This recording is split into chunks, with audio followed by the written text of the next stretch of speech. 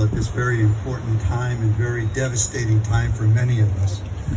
I'd like to start by trying to give you a little bit about the history of this wonderful place and the interconnection between all the research institutions that are here, why this is really one of the premier research centers in oceanography in the entire world. 140 years ago, standing right in back of me, where I'm standing now, the first marine research laboratory in the nation born. It was born in 1885, and its roots come from before that in 1871 with the creation of the U.S. Commission on Fish and Fisheries.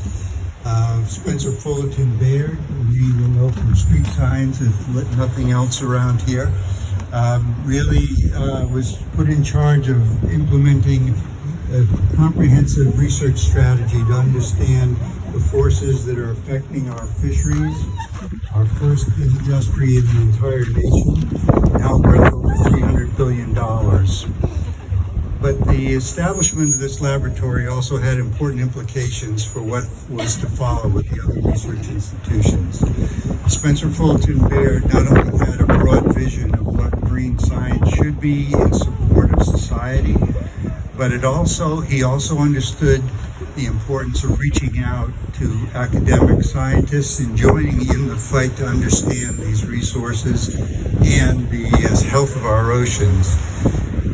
When he established the research program, he made sure that he included academic scientists, and they were invited to have laboratory space in the building that stood back of us then, a wonderful three-story Victorian building.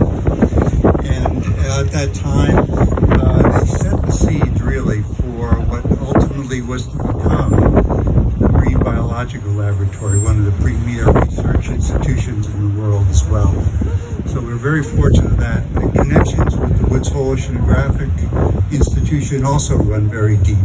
At the start of his career, Henry Bigelow was supported with using research vessels from the U.S. Fish Commission in his summer work in the Gulf of Maine. Of course, Henry Bigelow later became one of the founders of WHOI and its first director. So these are critically important elements of why this place came to be, and also our deep connections with each other over time in the research institutions. And those connections persist to this day. So all scientists are really motivated by a desire and a love to understand our natural world. It motivates us all. Of course, it's never a 9-to-5 job, but you have immensely dedicated people in each of the institutions in this town, and our NOAA Fisheries Laboratory is just one part of that also. I really want to try to emphasize some of the human costs of what's happening now in our with in particular.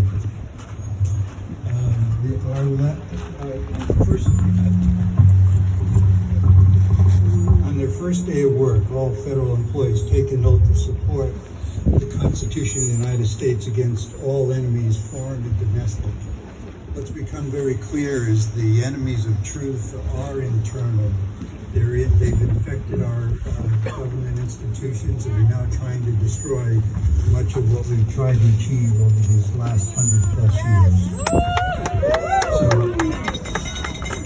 I can attest that our colleagues at the Fisheries Federal Laboratories in Woods Hole take their oath of office very seriously.